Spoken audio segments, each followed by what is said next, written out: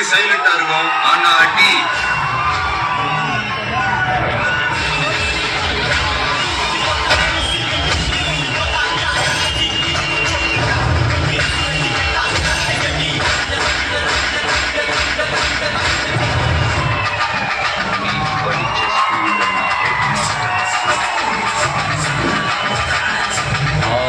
ஏரியாவில ஐயா இல்லைடா.